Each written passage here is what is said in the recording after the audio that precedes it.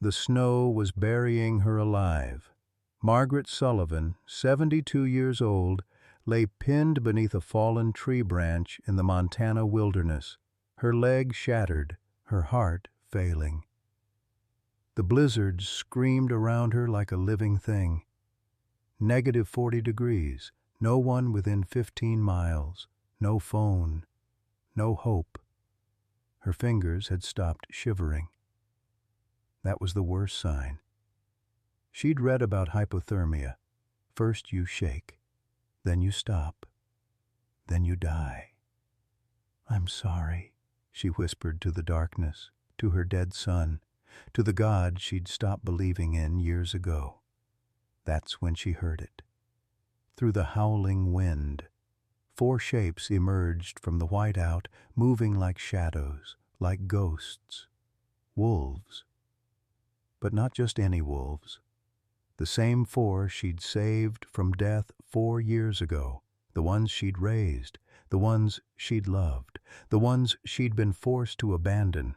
They'd come back, and what happened next would save her life in the most unbelievable way. Leave a like and share your thoughts in the comments along with the city you're watching from now. Let's continue with the story. 4 years earlier, December 2019. Margaret Sullivan stood at the kitchen window of her small cabin, watching the Montana wilderness turn white under the season's first snow. 15 miles from the nearest town. Alone, always alone now. The cabin was silent except for the tick of the cheap wall clock. 6 chairs around the dining table, only one ever used. She'd stopped setting the table 2 years ago, after Richard died. What was the point? Her Social Security check had arrived that morning. $1,200, the same amount it had been for 3 years. Rent took $800. Utilities, another $150. Her heart medication, the pills Medicare wouldn't cover, cost $300. The math never worked. This month she'd chosen rent over the pills. Her chest had been aching for days. She was 68 years old, a widow, and utterly alone. Her son, Thomas, had died the year before. 38 years old. Cancer, they said. She'd held his hand in that sterile hospital room, watched the light leave his eyes, heard his last words. "Mom, I love you." She hadn't been able to cry. The grief was too deep for tears. Her daughter Jennifer lived in Seattle. They hadn't spoken in months. The last call had been Jennifer asking for money. When Maggie said she had none to give, Jennifer had hung up without saying goodbye. No Christmas cards, no phone calls on Mother's Day. Nothing.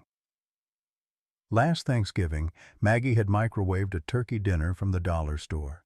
She'd eaten it alone, staring at the empty chairs, remembering when this table had been full of voices and laughter and life. The loneliness was a physical thing, a weight in her chest heavier than any disease. But the loneliness wasn't even the worst part. The worst part was the regret. Maggie walked to her bedroom and opened the bottom drawer of her dresser. Beneath faded sweaters, she found it. The letter. Yellowed with age, creased from being folded and unfolded 1,000 times. "Dear Miss Margaret Sullivan," it began, "we are pleased to inform you of your acceptance to the Colorado State University College of Veterinary Medicine." Dated April 1973. She'd been 18 years old. She remembered the day her father found the letter. Remembered him tearing it in half. "Women belong at home, Margaret, not playing with animals." 2 months later, he'd made her marry Richard. Richard was 40, twice her age, but he was rich. "You'll be taken care of," her father had said. Taken care of? Not loved, not happy, taken care of. 50 years. 50 years of watching her dream gather dust in a drawer. Maggie pressed the letter to her chest. "Too late," she whispered to the empty room. "I'm too old now. Too late for me." Outside, the snow began to fall harder. The blizzard warning came on the radio 3 days before Christmas. Residents of Glacier County are advised to prepare for severe winter conditions. Temperatures expected to drop to -30 degrees Fahrenheit. Heavy snowfall anticipated. Maggie needed firewood. The small stack beside her cabin wouldn't last more than a day if the power went out. And the power always went out during blizzards. Her hands shook as she pulled on Richard's old coat, still smelling faintly of his cigarettes even after 2 years. The forest edge was only a quarter-mile from her cabin, but in the gathering wind, it felt like miles. Her boots crunched through 6 inches of fresh snow. Her breath came in white clouds. The chest pain had been getting worse all week. A tight fist squeezing her heart, but she pushed through it. What choice did she have? She was bending to pick up a fallen branch when she heard it, a sound so faint she almost missed it beneath the wind. A whimper. Weak. Desperate. Maggie straightened, listening. There it was again, coming from the direction of the rock outcropping 30 feet ahead. She shouldn't investigate. It was getting dark. The temperature was dropping. She needed to get back. But something pulled her forward. The cave was barely visible. A dark opening between 2 massive boulders.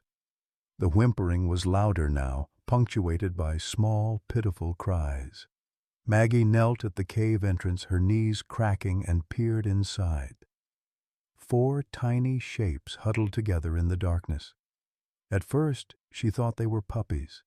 Then she saw the narrow muzzles, the oversized paws, the distinctive markings. Wolf cubs. They couldn't have been more than 8 weeks old. Their eyes were barely open. Their bodies shook violently with cold. One of them looked up at her and made a sound that broke her heart, a tiny, questioning whine. "Oh, God," Maggie whispered. Then she saw the mother. The adult wolf lay at the back of the cave, her silver-gray coat matted with dried blood, a bullet wound in her side, dead for at least a day, judging by the stiffness of her body. Hunters. They'd shot her and left her babies to die. Maggie's hands trembled as she reached for the cubs. They were so small. Each one fit easily in her palm. Their fur was soft as down, their bodies burning with fever despite the cold. She gathered all 4 into her coat, holding them against her chest. They burrowed into her warmth, whimpering. As she turned to leave, she saw the father wolf, 50 feet from the cave, caught in a steel leg-hold trap. Also dead. His leg gnawed nearly through where he'd tried to free himself. He'd died trying to get back to his family. Maggie felt tears freeze on her cheeks. These babies were orphans, completely alone. They would die within hours if she left them here, freeze to death or starve, whichever came first. But taking them was illegal. Gray wolves were federally protected. Keeping them could mean a $100,000 fine, jail time. She could lose everything. The rational choice was to call Wildlife Services. Let the professionals handle it. Walk away. But as Maggie stood there, feeling 4 tiny heartbeats against her chest, she heard another voice. Not Richard's stern disapproval, not her father's harsh commands. Her own voice. The voice of the girl who'd wanted to save animals. The voice she'd silenced for 50 years. Every life has value. She remembered her son Thomas at 5 years old, pressing his face against the glass at the zoo. "Mommy, look at the wolves. They're so beautiful." She remembered being 10 years old herself, locked outside in the snow by her drunken father. Remembered the neighbor who'd found her nearly frozen, who'd wrapped her in blankets and saved her life. She remembered what it felt like to be abandoned and alone, certain you were going to die. "I won't let you die alone," Maggie whispered to the tiny creatures in her coat. "Not like I almost did." The decision was made. She carried them home through the gathering darkness, 4 orphaned wolf cubs tucked against her heart, For the first time in 2 years, since Thomas died, since Richard died, since she'd last felt anything but numbness, Maggie Sullivan felt something stir in her chest. Purpose. They needed her. Someone, something in this world actually needed her to survive. She wasn't ready to die yet, after all. Inside the cabin, Maggie laid the 4 wolf cubs on the worn rug in front of the fireplace. They were so weak they could barely lift their heads. She'd never felt so helpless in her life, not even in the hospital with Thomas. She had no idea what to do. Her old laptop, a hand-me-down from Jennifer, took 5 minutes to boot up. The internet connection was slow, but she searched desperately. How to care for orphaned wolf cubs. Wolf puppy diet. Raising wolves.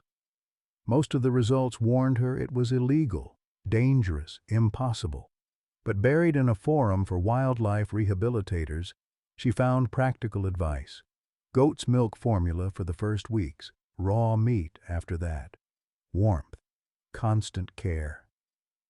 Maggie drove to town the next morning, spent $40 she didn't have on puppy milk replacer and bottles. The cashier gave her a strange look. "Getting a dog, Mrs. Sullivan?" "Something like that," Maggie replied. That first night she fed them every 2 hours. They sucked greedily at the bottles, their tiny paws kneading the air. She stayed on the floor beside them, unable to bear the thought of leaving them alone even for a moment. As dawn broke through the cabin windows, she looked at the 4 sleeping cubs and realized she needed to name them. The smallest one, a female with silver-gray fur like her mother, looked up at Maggie with eyes that seemed impossibly knowing. Maggie's breath caught. "Hope," she whispered. It was the first time she'd said that name out loud in 40 years. Hope, the baby she'd lost in 1983. 28 years old, married to Richard for 10 years, finally pregnant. She'd been so happy. For 3 months, she'd allowed herself to dream of being a mother. Then one morning, the bleeding started. Richard was away on business. She'd driven herself to the hospital, cramping and terrified. The doctor's face had told her everything before he'd spoken a word. "I'm sorry, Mrs. Sullivan." There's no heartbeat. She'd delivered the baby alone. A girl, so tiny, so perfect, so utterly still. Richard had come home 3 days later. "We'll have another one," he'd said, and gone to his office.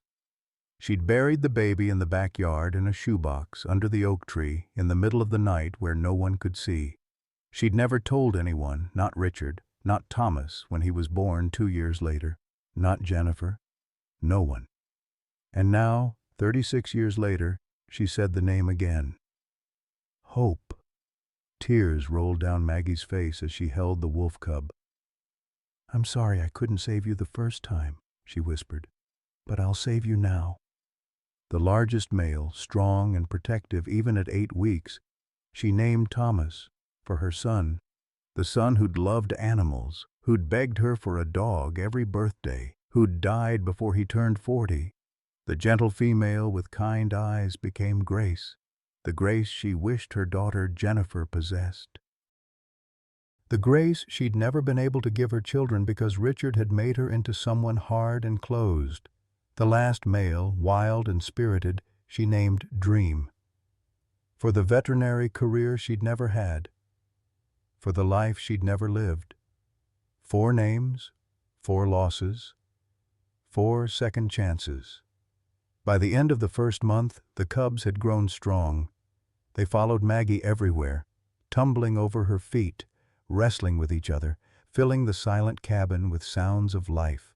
She fed them raw meat from the butcher, $20 per week she couldn't spare. Her Social Security check came and went. Rent, utilities, wolf food. The heart medication prescription sat unfilled at the pharmacy. $300 she didn't have. The chest pains got worse. Maggie ignored them. She lost 15 pounds in 2 months, eating 1 meal a day so the wolves could have 3. Her clothes hung loose. The neighbors started to talk. "Have you seen Margaret Sullivan?" "She looks like death." She turned off lights religiously, sat in the dark to save electricity, wore Richard's old coats layered 3 deep instead of running the heat. But when the cubs curled around her at night, their warm bodies pressed against hers, breathing in unison like a real pack, Maggie felt something she hadn't felt in decades: joy. She was teaching Hope to carry sticks in her mouth when the knock came. February. Month 2. Maggie froze. The wolves had been howling that morning, their voices growing stronger. She'd thought no one could hear them out here. She'd been wrong. "Mrs. Sullivan? It's Ethan Coleman, Montana Wildlife Services." Maggie's heart hammered. She recognized the name. Ethan had been coming around since Richard died, bringing groceries occasionally, checking on her. She'd thought he was just being neighborly. She opened the door a crack. Ethan stood on her porch, tall and lean in his ranger uniform. He was 42, with dark hair and eyes that reminded her unsettlingly of Richard, though she'd never been able to place why. "Mrs. Sullivan, I heard some concerning reports. Sounds like wolf howls coming from your property." "Must be coyotes," Maggie said. Behind her, Hope whimpered. Ethan's expression hardened. "Ma'am, I need to come inside." "You have a warrant?"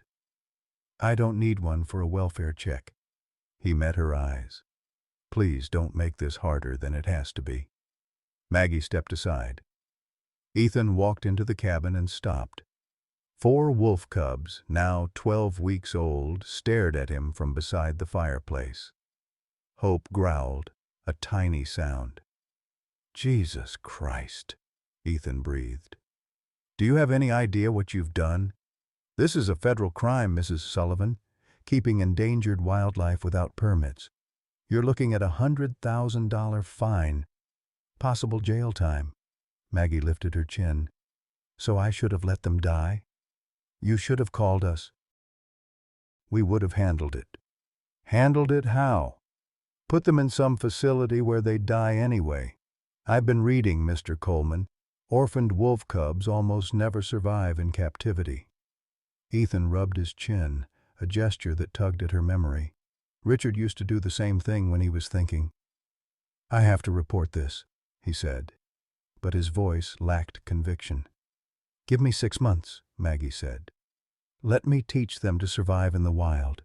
Then I'll release them, please." Ethan looked at the wolves, then at Maggie.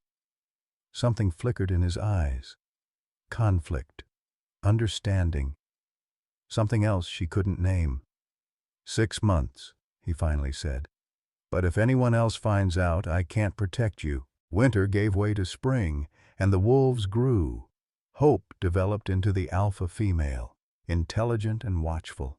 She learned commands faster than the others, seemed to understand Maggie's moods before Maggie herself did. When the chest pains came at night, Hope would press her warm body against Maggie's side until the pain eased. Thomas, the largest male, appointed himself Maggie's guardian. He slept across the doorway every night, alert to every sound. When Maggie went into the forest to teach them to hunt, Thomas stayed between her and any potential danger. Grace was gentle, almost dog-like in her affection. She brought Maggie gifts: sticks, pine cones, once a very confused rabbit she'd caught but couldn't bring herself to kill. Dream was wild, the most wolf-like of the 4. He tested boundaries, wandered farthest, howled longest at the moon. Maggie knew he would adapt to freedom best. It broke her heart. By March, they were hunting rabbits on their own. Maggie would watch from a distance as Hope coordinated the pack, as Thomas charged, as Grace and Dream flanked. They were magnificent, born for the wilderness. And Maggie was dying. The chest pains had become constant. She couldn't afford the medication. Every dollar went to meat for the wolves. She'd lost 20 pounds.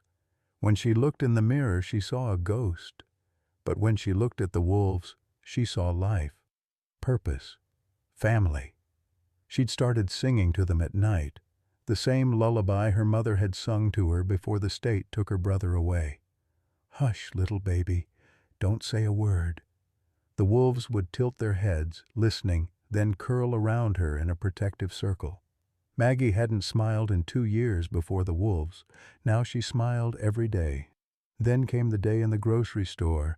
Maggie was counting pennies at the checkout, buying the cheapest ground meat, when she heard the whispers.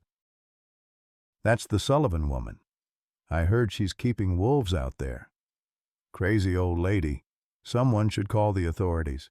Maggie kept her head down, paid, turned to leave. A man blocked her path. He was 70, maybe older, tall and weathered like old leather, ranch coat, work boots, a face carved by hard living, and eyes that held a depth of pain Maggie recognized because she saw it in her own mirror every day.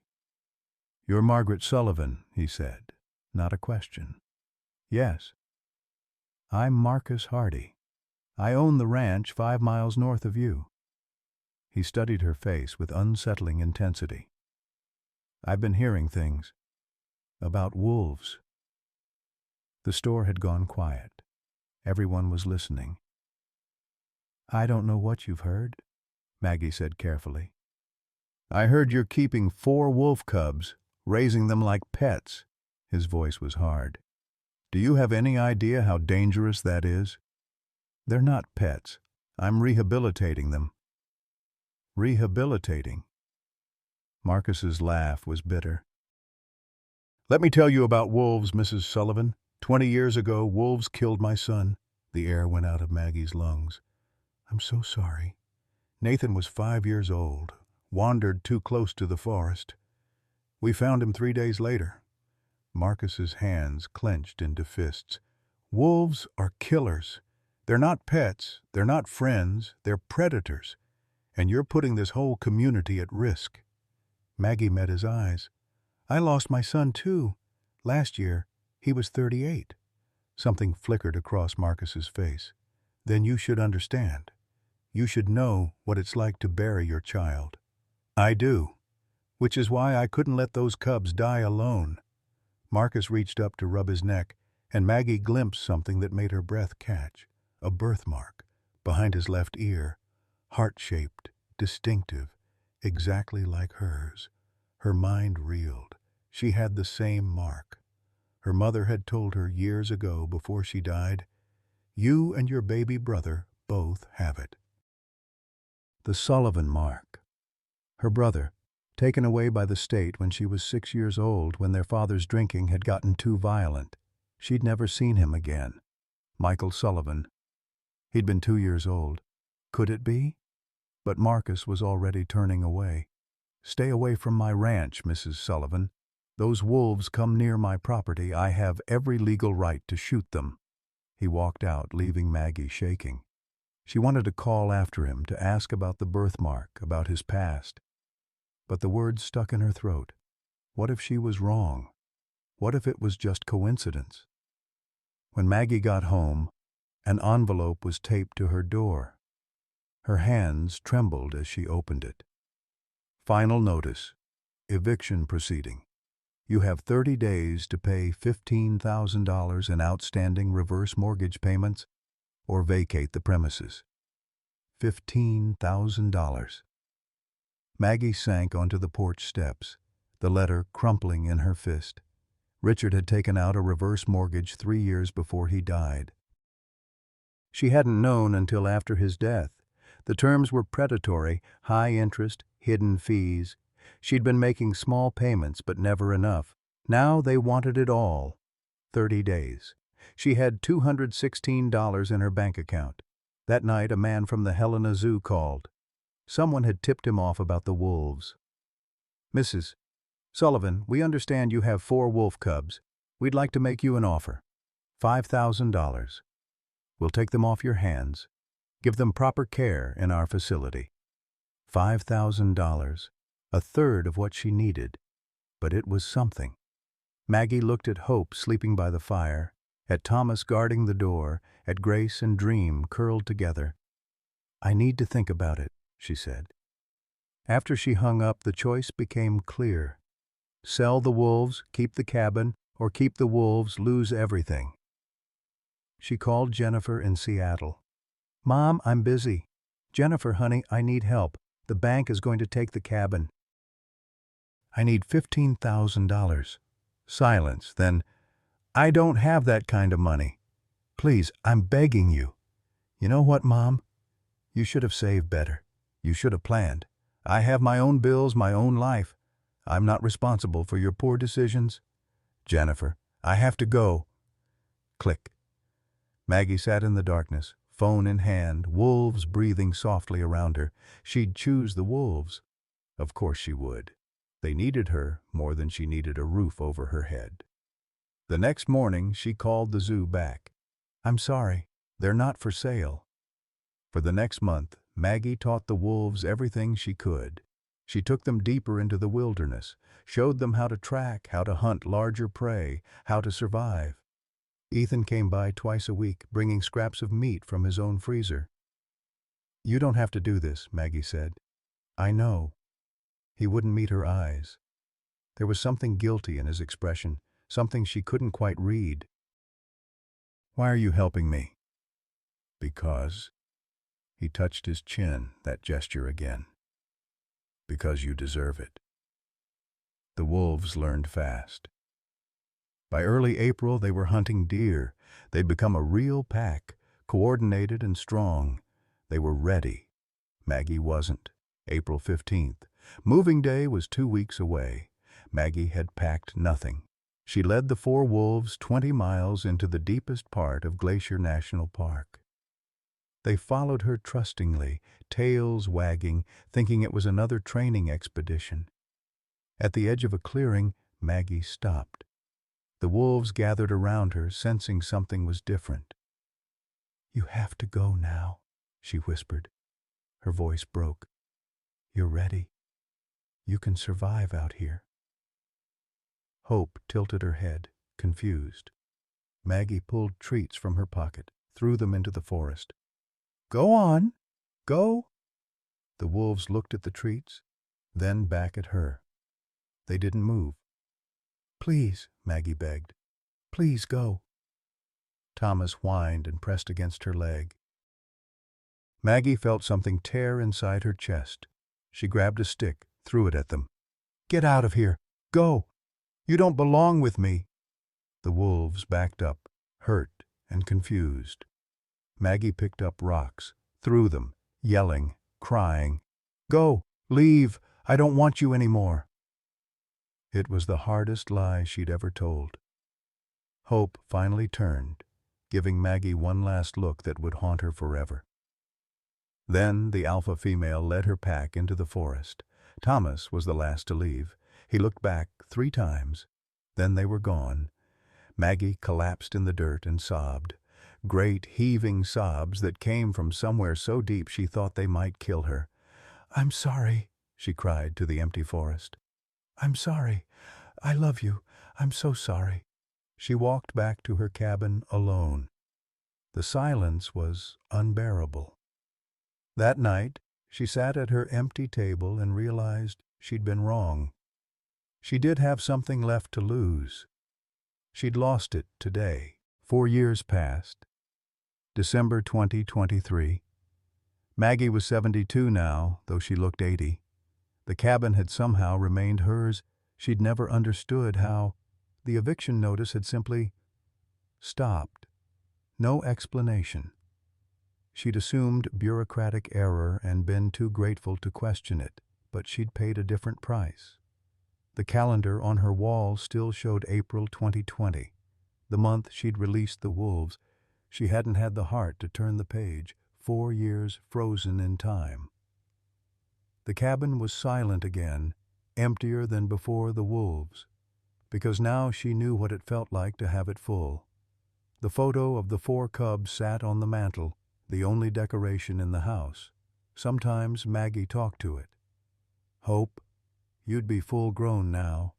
Thomas, I bet you're the biggest wolf in Montana. Grace, Dream, I hope you're happy. I hope you're alive. She had no way of knowing. Wolves lived 6 to 8 years in the wild. They could already be dead. Her heart medication had been unfilled for 6 months. The prescription sat on the counter mocking her. $300. She had 72 in her account. The chest pains were constant now, sharp, squeezing, radiating down her left arm, classic heart attack symptoms. She knew because she'd looked it up. She was dying slowly, and she knew it, and she'd made peace with it. What was there left to live for, anyway? The knock startled her from her thoughts. Ethan stood on her porch holding 2 bags of groceries. He came every Sunday like clockwork, had for 4 years. Brought food, checked on her, stayed for coffee. "You don't have to keep doing this," Maggie said, same as she always did. "I know," Ethan replied, same as he always did. She let him in. He unpacked the groceries, chicken, bread, canned soup, coffee, expensive items, more than he should be spending on a neighbor. "Ethan, why are you really doing this?" Maggie asked suddenly. "You've been taking care of me for 4 years. You paid off my eviction somehow, didn't you?" Ethan's hand froze on a can of soup. He touched his chin, that gesture. "I don't know what you mean." "You're lying. You always touch your chin when you lie." Maggie stepped closer. "Who are you really?" Before Ethan could answer, headlights swept across the cabin windows. A car was pulling up. Expensive. New. Maggie's breath caught. She knew that car. Jennifer. Her daughter stepped out, immaculate in a designer coat that probably cost more than Maggie's monthly income. 35 years old, beautiful, cold as January ice. "Mom." Jennifer's smile didn't reach her eyes. Surprise. Maggie hadn't seen her daughter in 2 years. Not since the phone call where Jennifer had refused to help. "What are you doing here? Can't a daughter visit her mother?" Jennifer brushed past her into the cabin, nose wrinkling at the shabby interior. Her eyes landed on Ethan. "And who's this?" "Ethan Coleman, wildlife ranger, friend." "Friend?" Jennifer's tone made it sound dirty. "How nice that Mom has friends." The 3 of them sat at the kitchen table, tension thick as fog.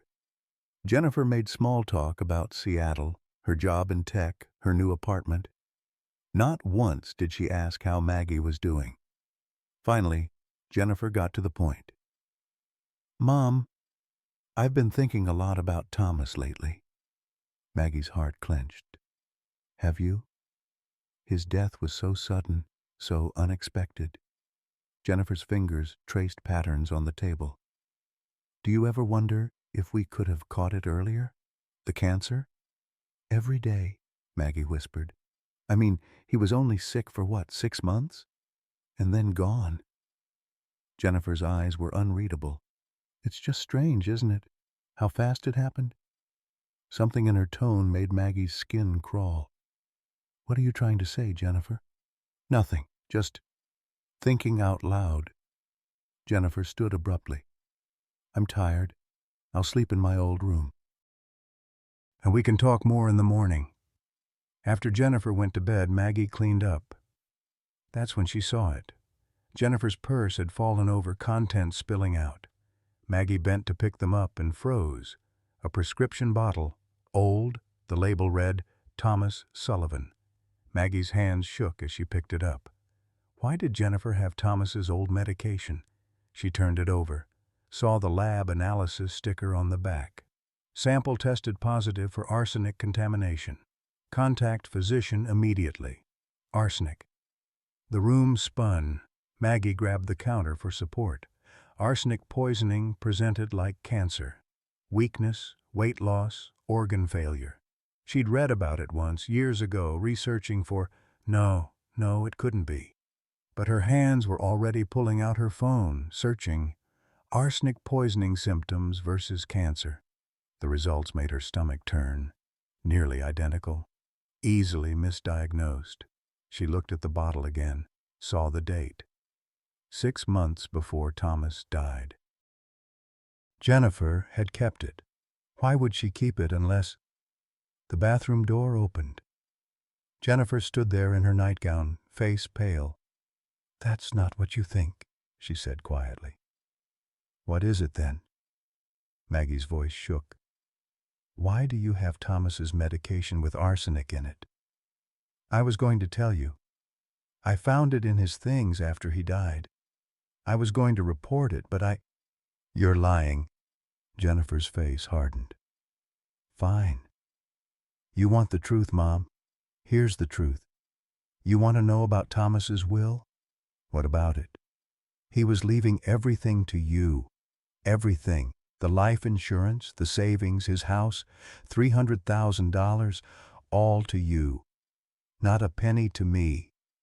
Maggie blinked. "I didn't know." "Of course you didn't. Because it was always Thomas, wasn't it? Your precious son. Your favorite." Jennifer's voice rose. "Do you know what it's like growing up in someone's shadow? Knowing your mother loves your brother more than you? Jennifer, that's not—" "I raised myself, Mom. While you were busy taking care of Dad, taking care of Thomas, I was alone. And then he was going to take everything, even your inheritance, because you loved him more." The confession hung in the air like poison gas. Ethan stood from where he'd been sitting silent in the corner.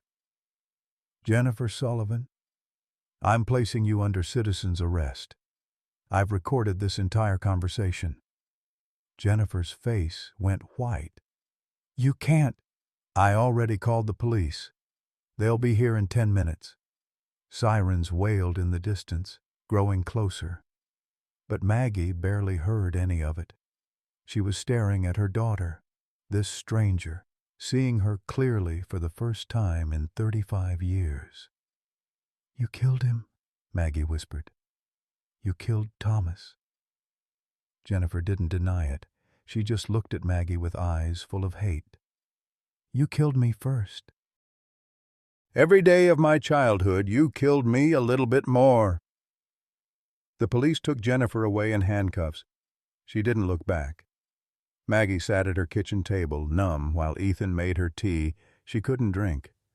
"How long have you known?" she asked. 6 months? I found irregularities in Thomas's death certificate, requested an exhumation.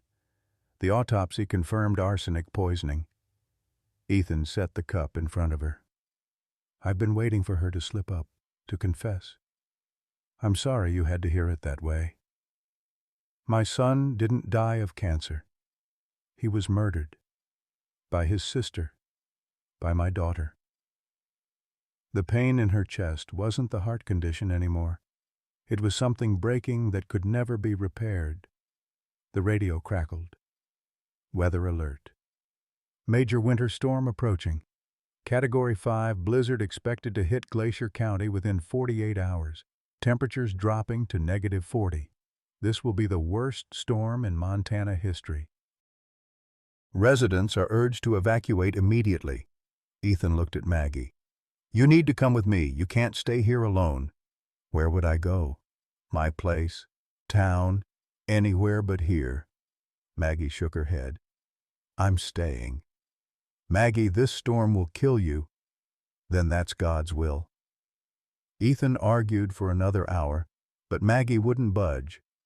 Finally he left, promising to return before the storm hit. Maggie sat alone in the silence, trying to process everything. Her daughter was a murderer. Her son had been dead for 5 years, killed slowly, poisoned like a rat, and she hadn't known, hadn't seen, hadn't saved him. She walked to Thomas's photo on the wall. "I'm sorry," she whispered. "I'm so sorry I couldn't protect you." The wind picked up outside, rattling the windows. The blizzard was coming early. Maggie didn't care anymore. Meanwhile, 5 miles away, Marcus Hardy sat in his ranch office loading his rifle.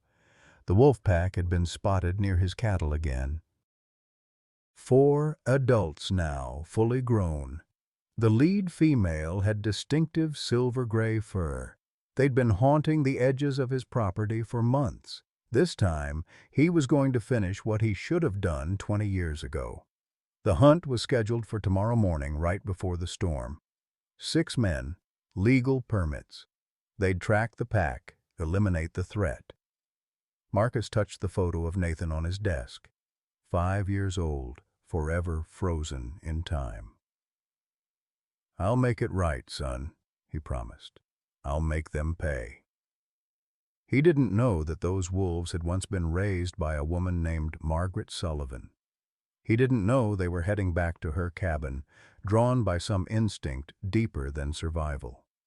He didn't know that in less than 24 hours, those wolves would save the sister he'd lost 66 years ago. All he knew was hate, and in the morning, he would hunt. The blizzard hit at 3 in the morning. Maggie woke to the sound of wind screaming like a living thing. The cabin shook. Snow hammered against the windows so hard she thought the glass might shatter. The power went out immediately, plunging everything into darkness. She fumbled for the flashlight beside her bed, her arthritic fingers clumsy. The beam cut through the blackness. The temperature inside the cabin was already dropping. She could see her breath, the firewood. She'd forgotten to bring enough inside. Stupid, careless. But after Jennifer's arrest, after learning Thomas had been murdered, she hadn't been thinking straight. Now she had a choice: stay inside and freeze, or go out into the blizzard for wood. Maggie pulled on every piece of clothing she owned. Richard's old coat, 2 pairs of pants, 3 shirts, gloves with holes in the fingers. It wasn't enough. Nothing would be enough in -40 degrees. She opened the door and the wind nearly ripped it off its hinges. The world was white, completely white. She couldn't see 5 feet in front of her. The woodpile was only 20 feet from the cabin, but it might as well have been 20 miles. Maggie tied a rope from the door handle around her waist, a trick her father had taught her before he'd become a drunk. If you got disoriented in a blizzard, the rope led you home. She pushed into the storm. The cold was instant and absolute. It burned her lungs, stole her breath. The wind shoved her sideways and she nearly fell. 10 steps. 15. Where was the woodpile? Her face felt frozen. Ice crusted her eyelashes. She couldn't feel her fingers anymore. There. The tarp-covered stack of firewood. Maggie pulled back the tarp with numb hands, grabbed 2 logs, turned to go back. That's when she heard it, a crack like a gunshot. She looked up just in time to see the tree branch. It had been dead for years, heavy with ice and snow. The weight had finally broken it free. It fell in slow motion, massive and inevitable. Maggie tried to move. Too slow, too old, too cold. The branch hit her with the force of a car, drove her into the snow, pinned her left leg beneath its weight. The pain was white-hot, blinding. Her scream was ripped away by the wind. She tried to push the branch off. It wouldn't budge. Hundreds of pounds of wood and ice, far too heavy for a 72-year-old woman. She tried to drag herself free. Her leg screamed. Broken. Definitely broken. The rope around her waist led back to the cabin, 20 feet away. She could see the dark shape of the door through the blowing snow. Might as well have been on the moon. Her phone was inside, on the kitchen counter, useless. She screamed for help. The blizzard swallowed the sound. There was no one within 15 miles anyway. Maggie looked at her watch, 3:47 a.m. She knew how this would end. Hypothermia would set in within 30 minutes. First the shivering, violent and uncontrollable. Then the shivering would stop. That's when you knew you were dying. Then confusion, drowsiness, then sleep, then death. She was already shivering so hard her teeth rattled. The snow was burying her, already up to her chest. The branch held her down like a tombstone. She was going to die here, alone, 20 feet from her own door, just like she'd almost died when she was 10 years old. The flashback hit her with the force of the branch. Her father's house, 1963. 10 years old. She'd broken a glass by accident. Her father, drunk, raging, had grabbed her by the hair and thrown her outside into the December snow. She'd been wearing a nightgown, no shoes, no coat. "Please, Daddy, I'm sorry. Let me in." He'd locked the door, turned off the lights. Little Maggie had pounded on the door until her fists bled. Then she'd curled up on the porch, shaking, crying, certain she would die. Mrs. Henderson from next door had found her 3 hours later, blue-lipped and barely conscious. Called the police. The state took Maggie and her baby brother Michael away that same day. She never saw Michael again. The state split them up, different foster homes. Maggie had spent her whole life wondering what happened to him, whether he was alive, whether he remembered her. Now she was dying the same way she'd almost died then, in the snow, in the cold, abandoned. Another flashback, 1973, 18 years old. The acceptance letter to veterinary school in her hands. The dream she'd worked for, studied for, wanted more than anything. Her father tearing it in half. Women belong at home. Her forced marriage to Richard 2 months later. A prison sentence dressed up as a wedding. 50 years of what-ifs. What if she'd run away? What if she'd stood up to her father? What if she'd chosen herself instead of obedience? Another flashback, 1983, 28 years old, alone in the house. Richard on a business trip, the terrible cramping, the blood, the drive to the hospital through tears. "I'm sorry, Mrs. Sullivan, there's no heartbeat." The tiny baby girl, born silent and still, so perfect, so small, burying her in the backyard in the middle of the night, alone, always alone, naming her hope in her heart, even though no one would ever know that name, until the wolf cub, until 4 years ago. Another flashback, 2018, 66 years old. Thomas in the hospital bed, dying, wasting away from what they'd said was cancer, what Jennifer had actually poisoned him with. "Mom," he'd whispered, his hand in hers. "I forgive you for everything. You did your best." "I love you," she'd said. "I love you too." His last words. And she hadn't known her daughter was killing him, hadn't protected him, had failed him. Failed everyone, failed herself most of all. The shivering was slowing down now. That was bad. She knew that was bad. Maggie's vision blurred. The cold was inside her bones now, in her blood, stopping her heart bit by bit. She was so tired. Maybe it was better this way. Thomas was gone. Jennifer was a murderer. Richard had been dead for years. The wolves had moved on, probably forgotten her. What did she have to live for? "I'm sorry," she whispered to the storm, to God, to everyone she'd failed. "Thomas, I'm sorry I couldn't save you. Hope, I'm sorry you never got to live. Wolves, I'm sorry I had to let you go." She closed her eyes. The darkness was warm now, welcoming. This was it, the end. At least she'd done one thing right. At least she'd saved those 4 wolf cubs, even if she'd had to give them up. At least she'd mattered to someone, something, for a little while. "Thank you, God," she prayed, her lips barely moving. "Thank you for letting me save them. Thank you for letting me matter, even just once." She waited for death. That's when she heard it, a sound cutting through the blizzard. Distant at first, then closer. Howling. Maggie's eyes fluttered open. She must be hallucinating. The dying brain playing tricks. She'd read about that. People seeing angels, hearing music, their lives flashing before them. The howling came again, closer now. Multiple voices. 4 voices. No, it couldn't be. 4 years. they'd be long gone, dead or moved on.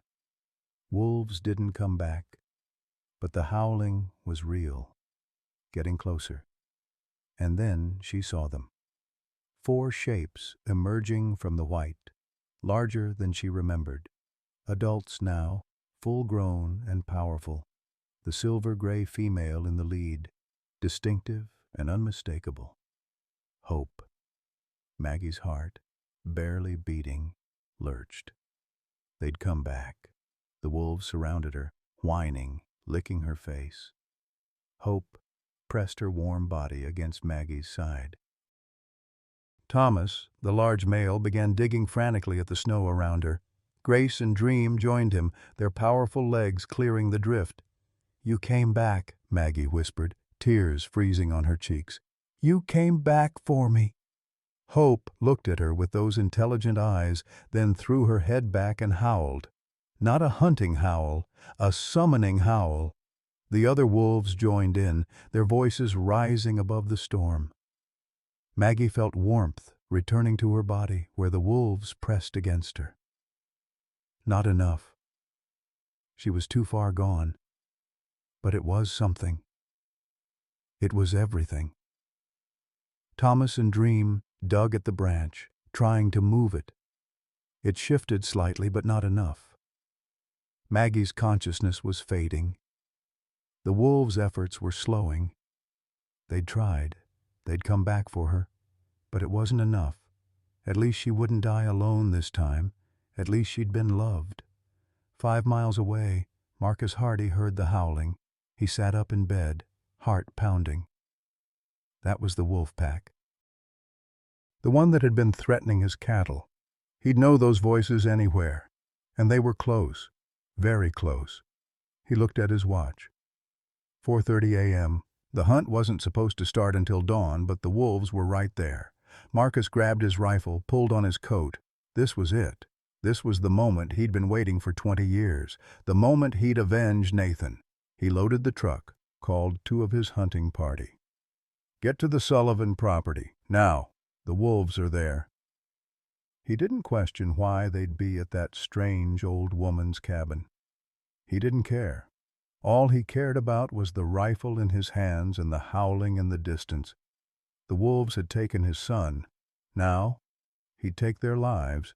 Marcus Hardy drove through the blizzard like a man possessed, his truck's headlights barely cutting through the white wall of snow. The windshield wipers fought a losing battle against the ice. Visibility was almost zero, but he could still hear the howling. It pulled him forward like a beacon. Those wolves, finally, after 20 years, he'd have his revenge. Nathan's face flashed in his mind. 5 years old, gap-toothed smile, holding up a drawing of a wolf he'd made in kindergarten. "Daddy, aren't they beautiful?" "Stay away from them, son," Marcus had warned. "Wolves are dangerous." 3 weeks later, Nathan was dead. The coroner had said hypothermia. The boy had wandered into the forest during a winter storm, gotten lost, frozen to death before they found him. But Marcus had seen the tracks around Nathan's body. Wolf tracks, large ones. He'd known the truth the authorities had refused to admit. Wolves had been circling his dying son.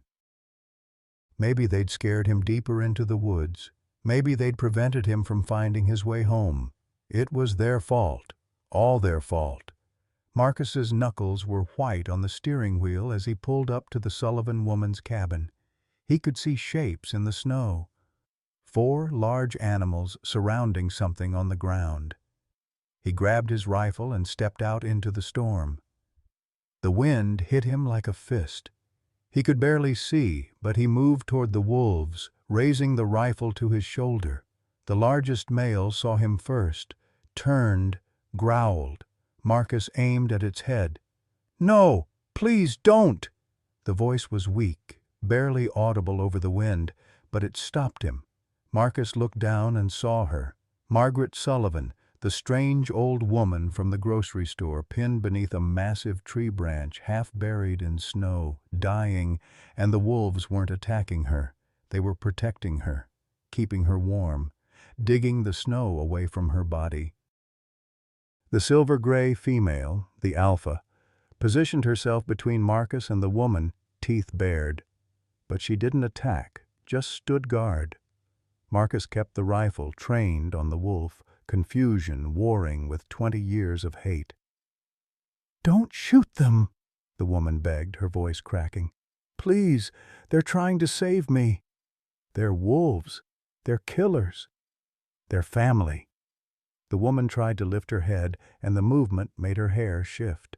Marcus saw something that made his breath catch. Behind her left ear, a birthmark, heart-shaped, distinctive, exactly like his. The rifle wavered. Marcus had been adopted at age 2. He'd spent his whole life wondering about his birth family. The adoption agency had given him scraps of information. "You have an older sister, Margaret, age 6 when you were separated."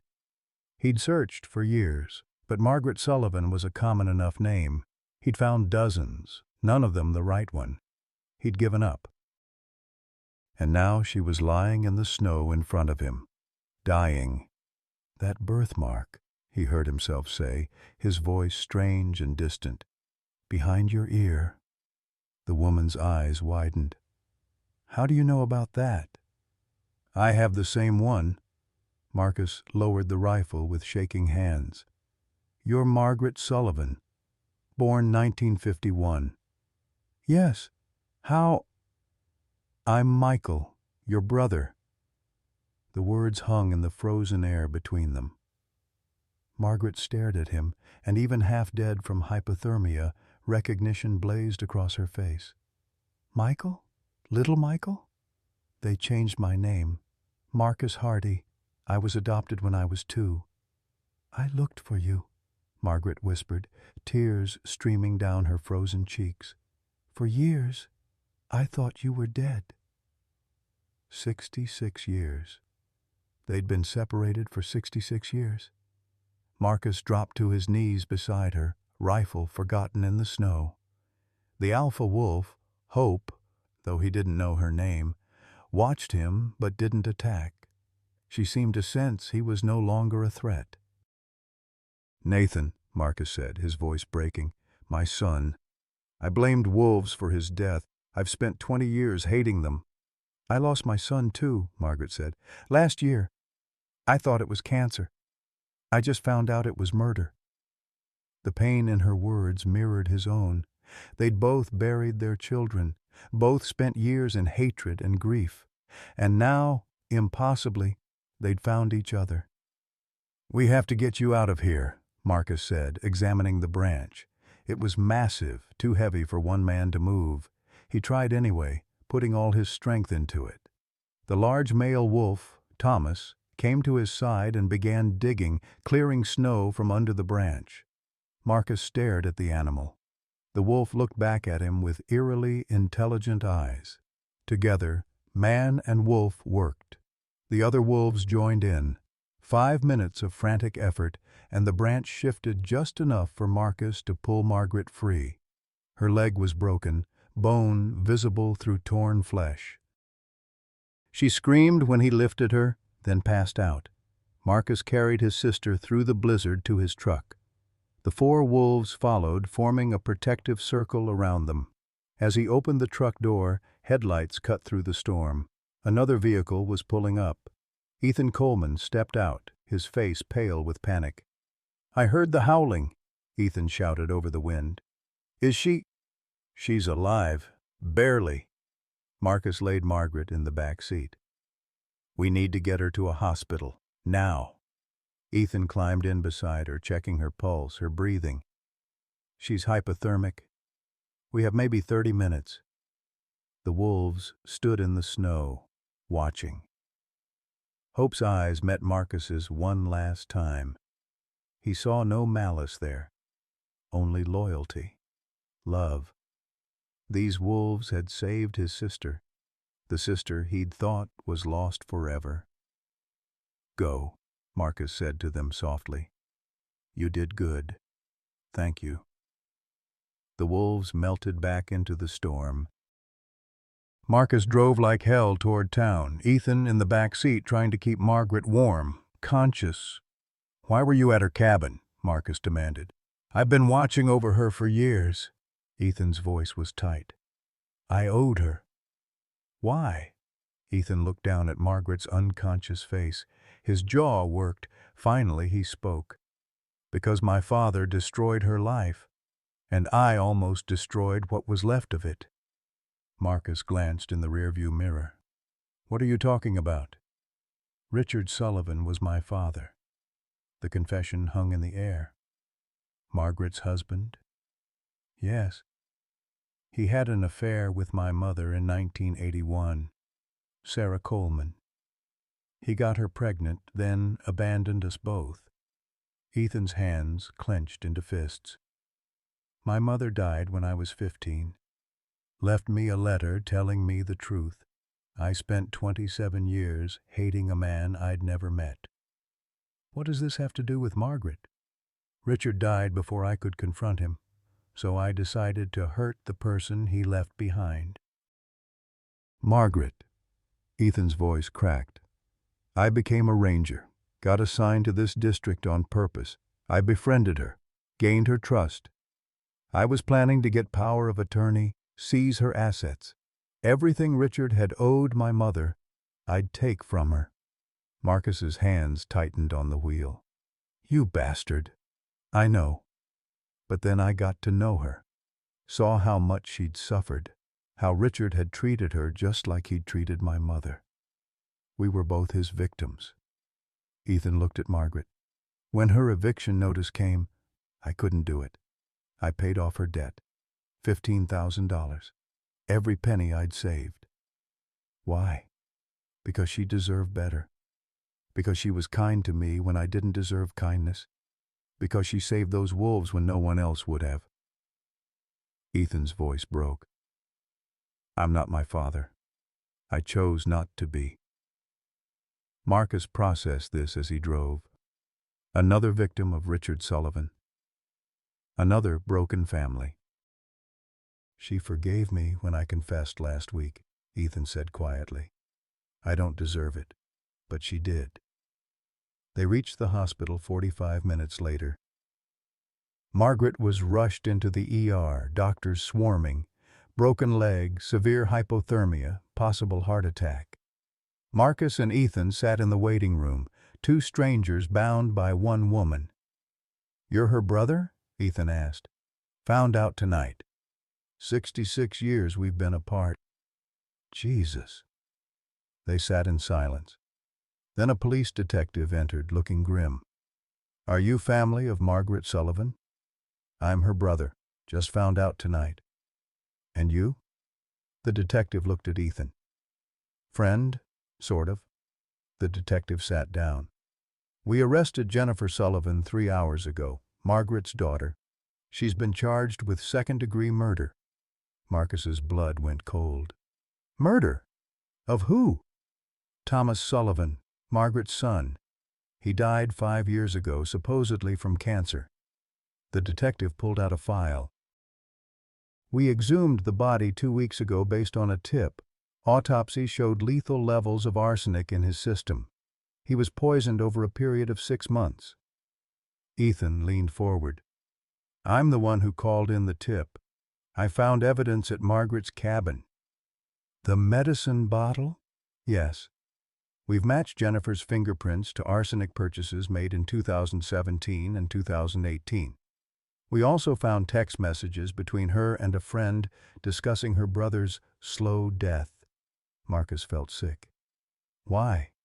"Money. Thomas was planning to leave his entire estate to Margaret, $300,000. Jennifer found out and decided to eliminate him first." "My God. There's more." The detective's expression darkened. "Jennifer confessed tonight. Claimed her mother had neglected her as a child, favored Thomas. Said she was owed that money.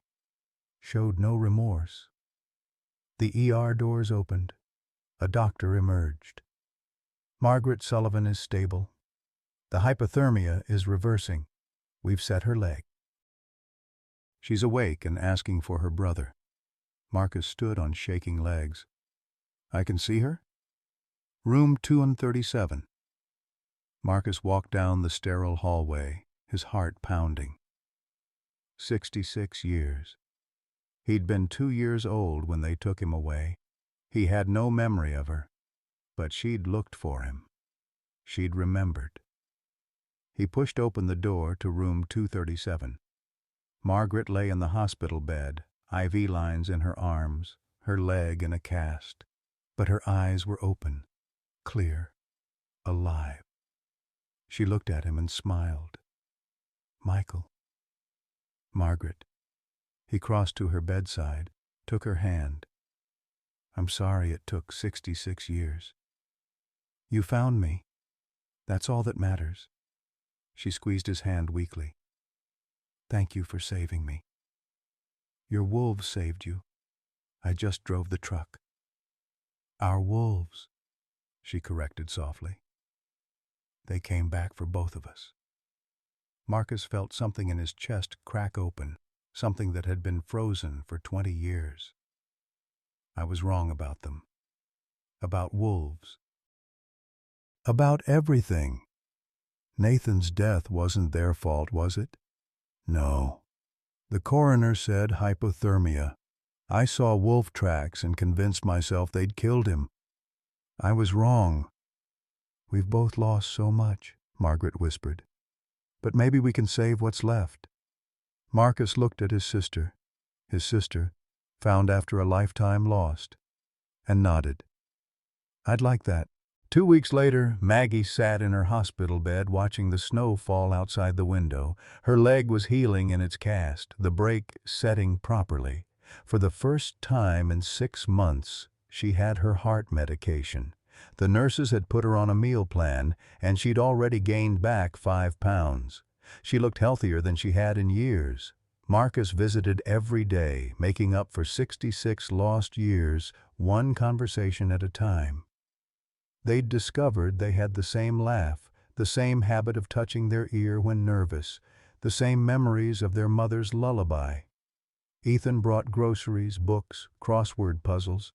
He'd confessed everything to her the day after the rescue, expecting rejection. She'd forgiven him instead. You chose to be better than your father, she'd said. That's all that matters. The wolves had been spotted outside the hospital grounds multiple times. The staff had stopped trying to chase them away after the 3rd day. Security cameras caught footage of Hope, Thomas, Grace, and Dream keeping watch from the tree line. The video went viral. Within a week, Maggie's story was national news. Woman saved by wolves she rescued years ago. The footage of the 4 wolves circling her in the snow, keeping her warm, had been shared millions of times. The comment section exploded with debate. This is beautiful. Animals never forget kindness. She broke federal law. She should be prosecuted. Those wolves are heroes. Wolves are dangerous. This is irresponsible. The controversy only made the story spread faster. Ethan created a GoFundMe page titled Help Maggie the Wolf Lady. He told her full story: the crushed dreams, the losses, the 4 orphaned cubs, the impossible choice, the miraculous rescue. His goal was $20,000 to cover her medical bills and cabin repairs.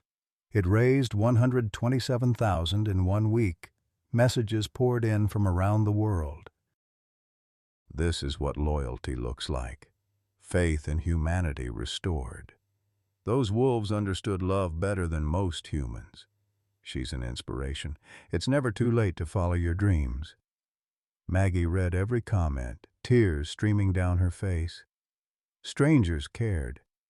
People she'd never met were moved by her story, inspired by it. When the fundraiser closed, Maggie made a decision that surprised everyone. She donated $100,000 to the Montana Wolf Sanctuary, an organization dedicated to wolf conservation and education. I don't need the money, she told Marcus and Ethan, but wolves need advocates. They need people to see them the way I do. She kept $27,000, enough to pay off her remaining debts, fix the cabin, live comfortably for the first time in her life. Marcus had his own transformation. The night he'd found Maggie, he'd looked at the coroner's report on Nathan's death for the first time in 20 years. Really looked at it. Cause of death: hypothermia due to exposure. No evidence of animal attack. Wolf tracks found in vicinity, but no defensive wounds on victim. Nathan had gotten lost in a storm, wandered too deep into the forest. The wolves hadn't killed him. They'd simply been there, wild animals in their own territory. Marcus had invented the attack in his grief, had twisted coincidence into conspiracy, had spent 20 years hating wolves for something they hadn't done. "I was wrong," he told Maggie during one of his visits. "I blamed them because I needed someone to blame. But Nathan's death was an accident, just a terrible, heartbreaking accident." "Grief makes us do strange things," Maggie said gently. Marcus dissolved his wolf-hunting organization the next day. He gave interviews to local news stations, admitting his mistake, advocating for wolf conservation. "These animals saved my sister," he said on camera. "I've spent 20 years trying to destroy them. I was wrong. It's time to find a better way for humans and wolves to coexist." The transformation was remarkable. The man who'd raised a rifle at Hope now raised his voice for her protection. Maggie was discharged from the hospital in late January. Wildlife Services had launched an investigation into her wolves, but the viral story had created immense public pressure. A compromise was reached. The 4 wolves would be designated wildlife ambassadors, a rare educational exception. They would be fitted with GPS tracking collars, but allowed to roam free. Maggie would become a licensed wildlife rehabilitator, finally achieving her 50-year-old dream at age 72.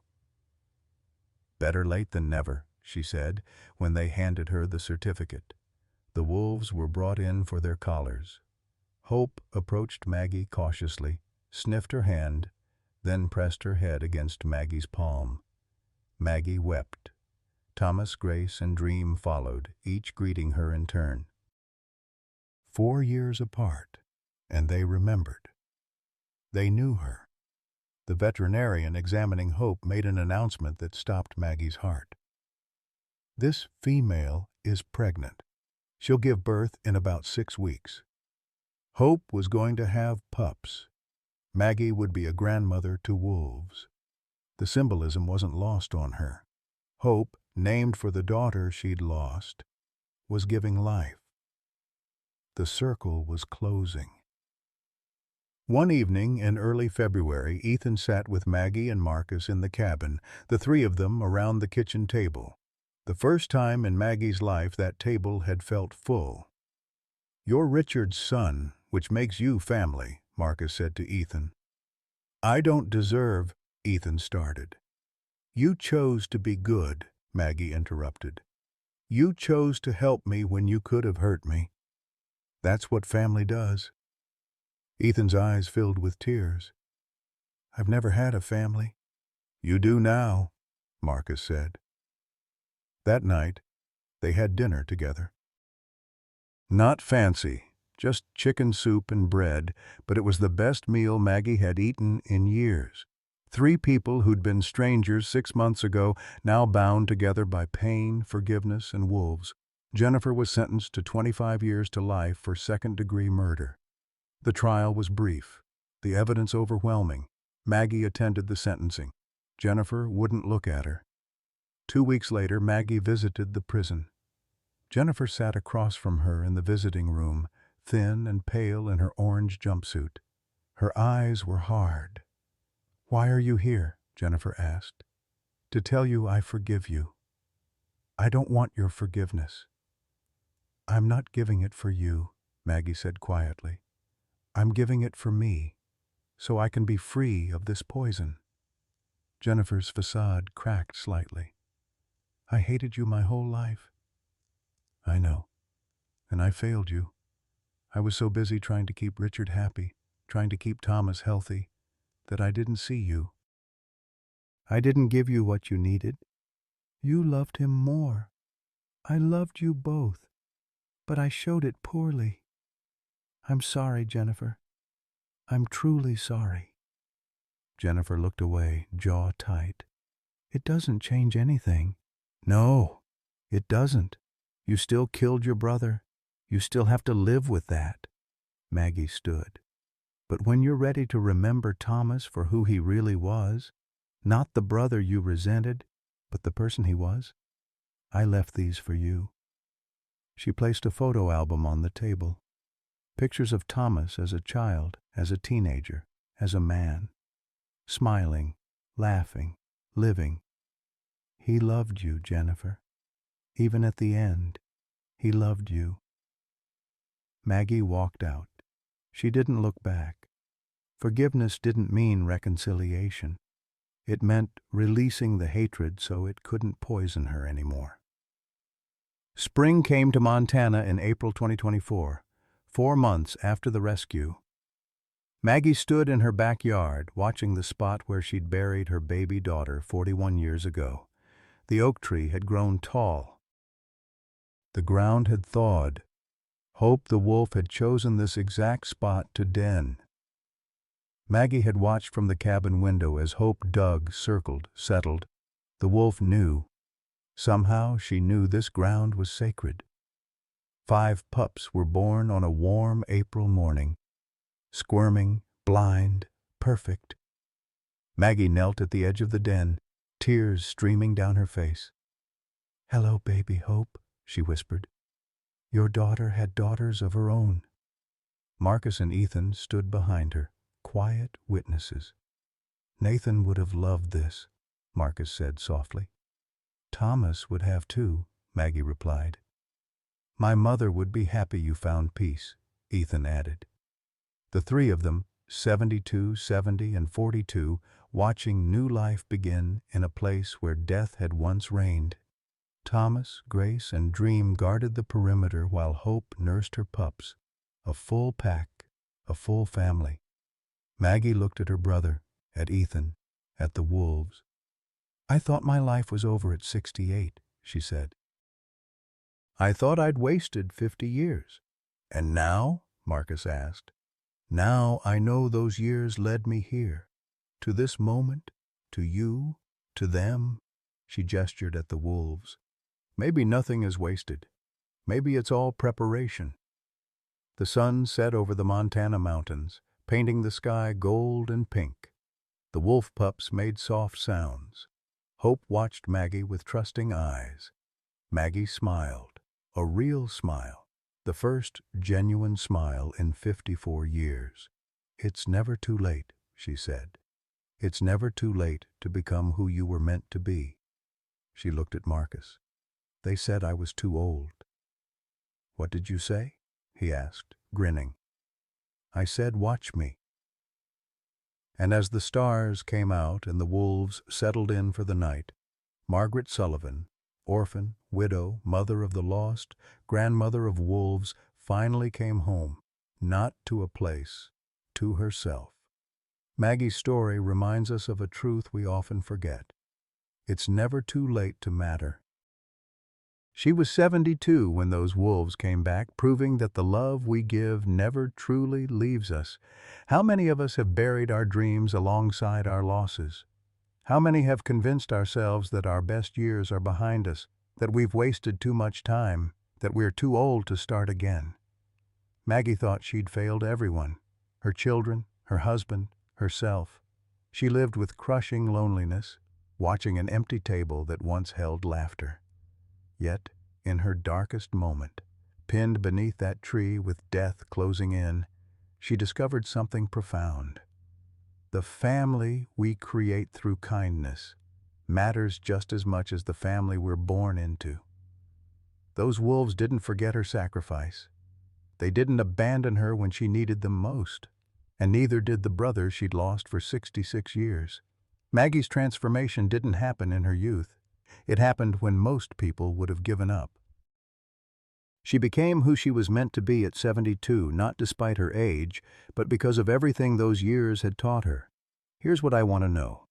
What dream have you buried that deserves to be resurrected? And who in your life has shown you the kind of loyalty Maggie's wolves showed her? Share your story in the comments below. Your words might be exactly what someone else needs to hear today.